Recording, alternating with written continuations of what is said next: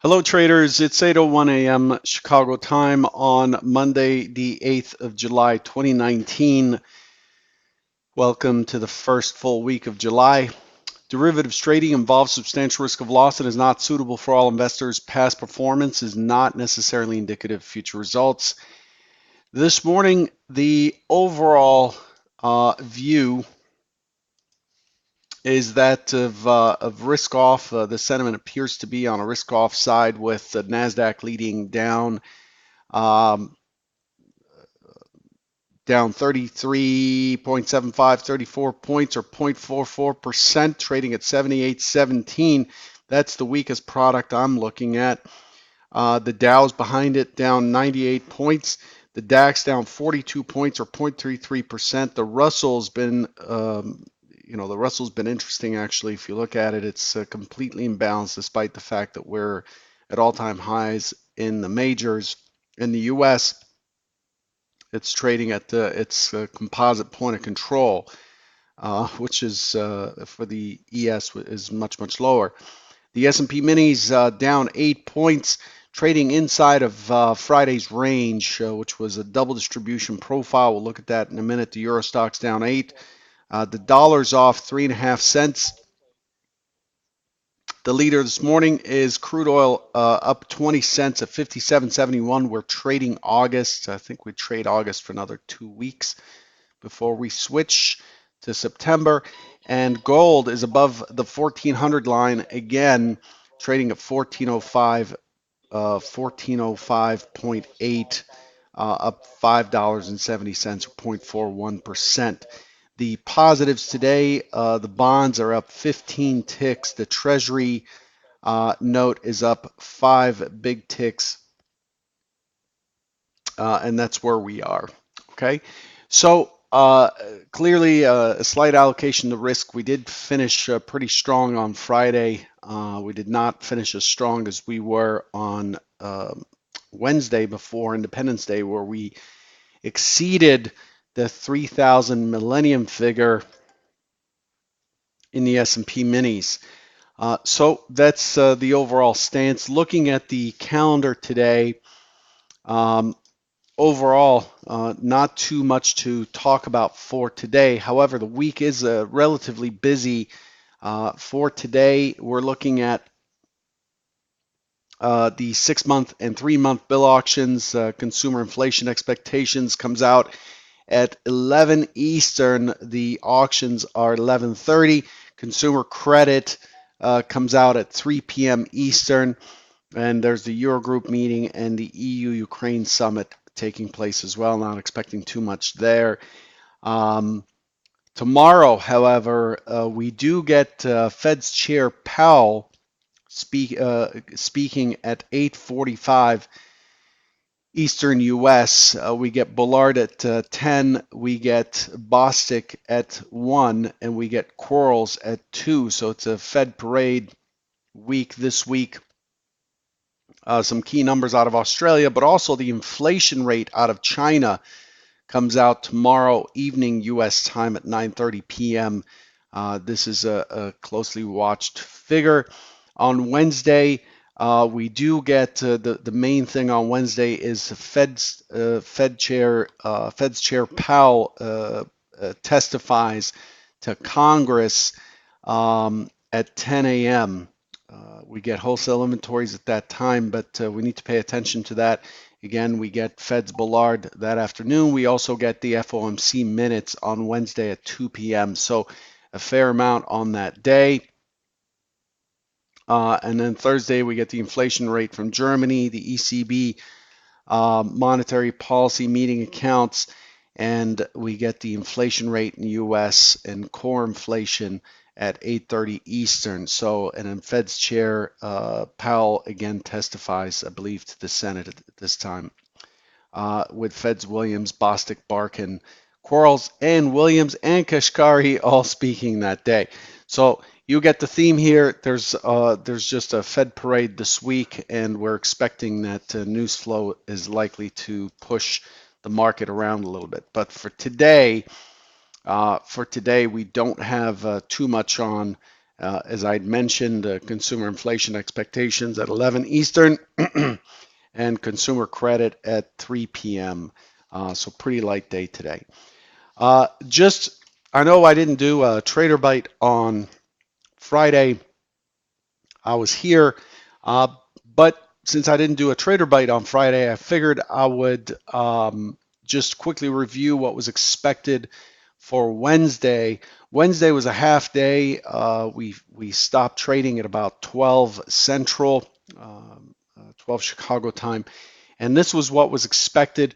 The primary idea is a quick test up and a push towards the prior high, and not to close the gap, and then to start moving towards a 3,000 figure. And that's basically what we got. Here's what actually happened. If we look at Wednesday, this is our Wednesday right here. We got an open auction that did not bother to close the gap, and then we pushed and finished pretty strong with a high of 3,001 and a half, to finish the day at 3,001. Very, very strong. Very, very strong that day, a trend that day in multiple distributions. You could see the profile was very, very jagged, no consensus at all. And then on Friday, what we did is we opened at the lower end of the range, and the key test area was 29.8750, and we ended up pushing to 29.87 and a quarter and falling back, closing this little gap that we had, falling back to what is the top here, that we left behind on Tuesday. We tested that, and then from there we took off in what was what looked like almost like a V bottom. Double distribution profile. With a weak high, in my opinion, at 29.87. If we look at the market profile, you can see that we had a pretty weak high there. The L and M periods show a double top, with the market closing somewhere in the middle of the range, or in the upper end of the range, sorry, and in the upper distribution. This morning we're opening below the key low volume node. The point of control is up here, and we're opening below the neckline, the key low volume nodes, kilo volume node, and we are up against the overnight point of control, having pushed the low below the high volume node from Friday, the 2980 area. The market seems to have a pretty cautious stance.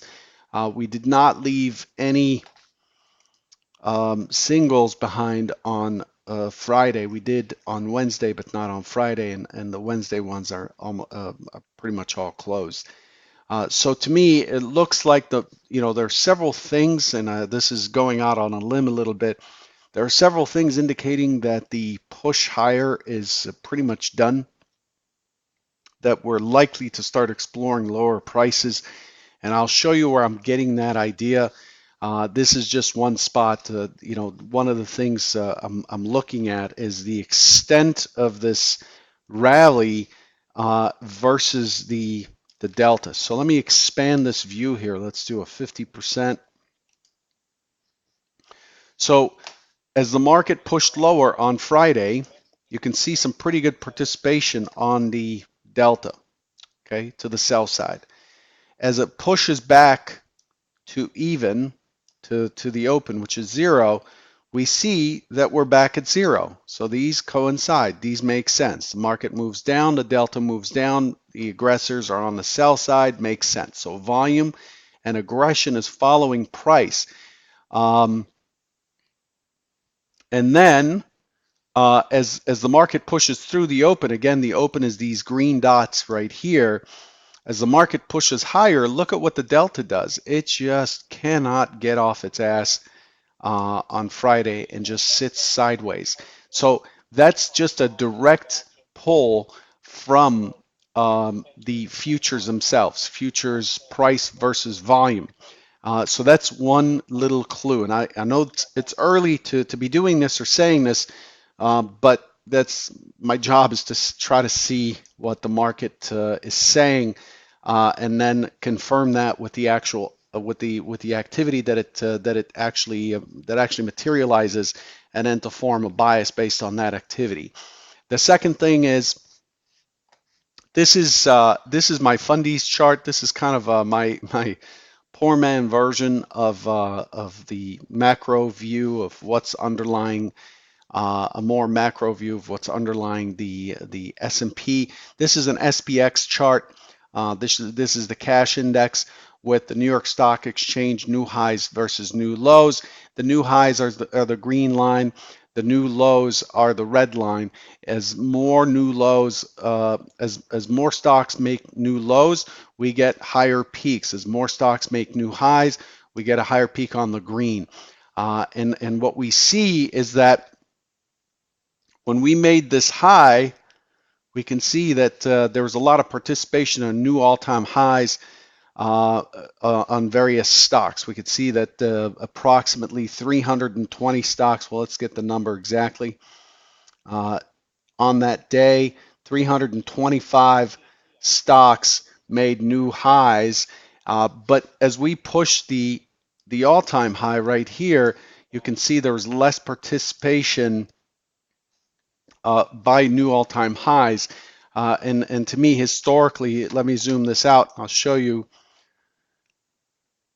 Historically, you get this kind of divergence that occurs. So in this case, we get a new all-time high there, and the next time we put in a much bigger all-time high, we get lower participation, and next thing you see is a drop. Of course, this is also helped by news. On this high here, we didn't get new all-time highs at all. But take that with a grain of salt. The put-call ratio is hanging out in the middle. It is not. It does not show.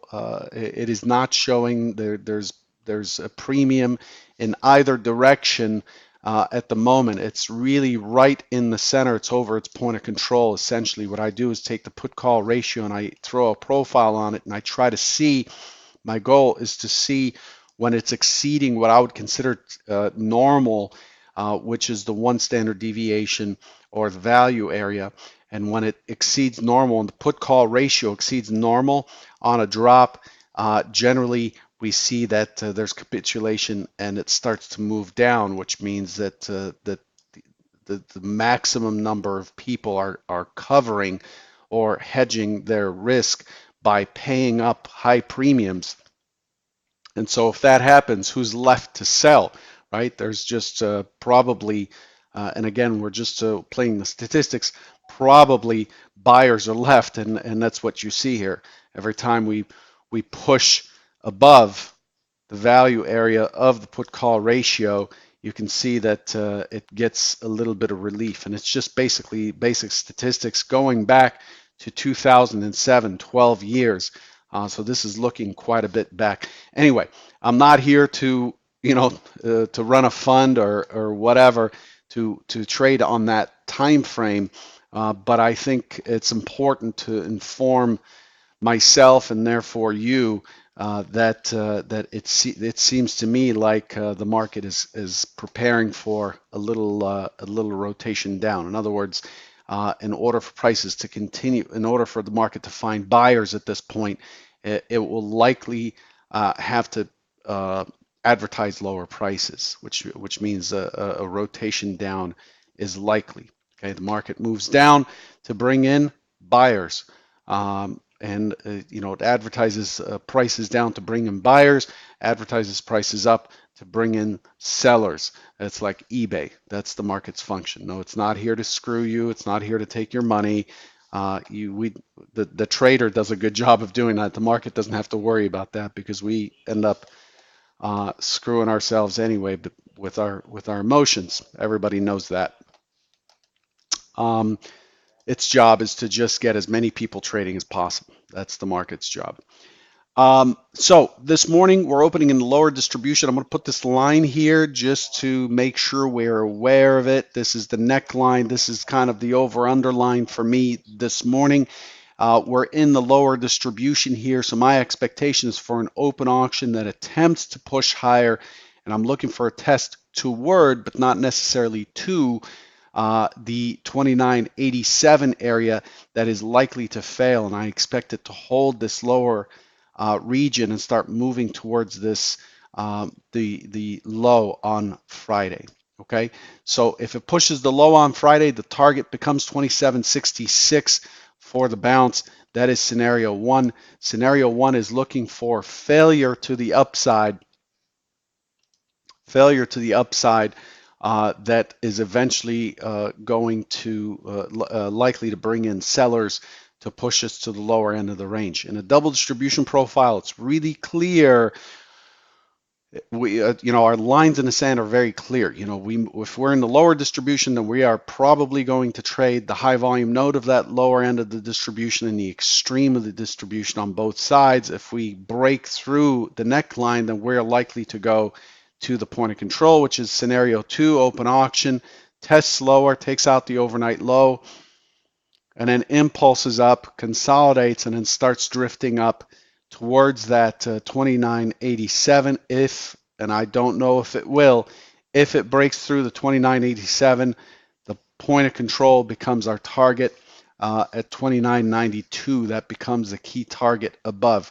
If it does not do that, then we are likely to hold steady and wait for Tuesday for Fed's Powell to kick in. So I don't know which way this is going to snake, but this is what I'm expecting. So what is my job for today? Okay, cool. I drew some lines on a chart. Awesome. What is my job for today? My job for today is to do nothing in the 2990, 2992 area, 2980, 82, 83 area. There's nothing for me to do. So I'm not going to sit here and watch every tick and watch my order flow and invent a trade. Very, very likely susceptible to inventing a trade when I don't know what the market is trying to do. This is the whole point of these scenarios. They're not an outline or a prediction. They're just helping us to see that, hey, there's nothing here for you to do. There's always, you can always trade, but there's really nothing that we can bite off of. Now, if the market starts drifting up, now I'm watching the order flow to see if the push up is getting weakness. In other words, a push up on a delta that is not participating, or better yet, a diverging delta. And then that would give us the opportunity then to push, to take the short side based on the action. And then when we take the short side, we're not going to hold for 2 ticks. We're not going to hold for the open. We're going to hold to test the other side of the profile of the area that we're in. We're looking for it to push all the way to the other side. If it breaks through this IB low from Friday, then we're looking for the low of the day on Friday, and if it takes out the low of the day, then we're hanging on for dear life here down to 29.66. That's basically what this is all about. Okay, so a divergence, what does that look like? Just to give you a little clue, this is something we discuss at Convergent Trading all the time. Here's a clear divergence in the overnight, right? So a market that pushes down, comes back, has an inside bar. This is kind of compressed here a little bit. Has an inside bar. Let me expand this range. Has an inside bar. Clear battle at the prior high. From here, clear battle that resolves itself to the upside. So there's some short covering here, but overall it's not able to maintain a positive delta. So it comes all the way down, consolidates, and I'm looking to sell against this high volume area to catch this rotation down. If we get an inside bar, I'm looking for the low of that inside bar to break, and I'm going to hang on and look for that next lower bar, and so on and so forth. Okay, this is a kind of classic delta divergence there. Anyway, that's more than I wanted to cover. Good luck today, and I'll catch you tomorrow. Oh, by the way, here's the view of CT Bookmap. You can get CT Bookmap at ctbookmap.pro. Um, and it's kind of a wild ride. Now remember, our key area, if you recall, that line in the sand is 2987. It's right here, 2987. This is a key area we're stalking today for the short side. So I'm looking for that to light up as the market moves up.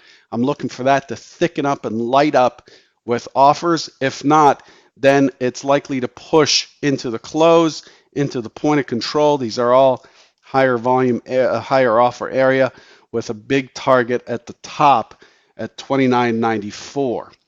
Okay, that's on the offer side. That's what's on offer. On the bid, there's not very much, in my opinion. So as the market pushes lower, I'm not seeing very solid areas all the way down to 29.75. 29.75 puts us at that IB low. If you remember, I said if it fails at 29.86.87, then the target becomes 29.75. Well, there's the corresponding liquidity right there. Okay. Beyond there, we get low a day with some support ahead of the low a day. Low a day is marked right there. We get some support ahead of low a day. Look for a bounce initially ahead of the low a day. So that's an area that I would scale out. Anyway, that's how I'm using Bookmap in the order flow. And again, if you're looking to try it out, it's at ctbookmap.pro. Good luck.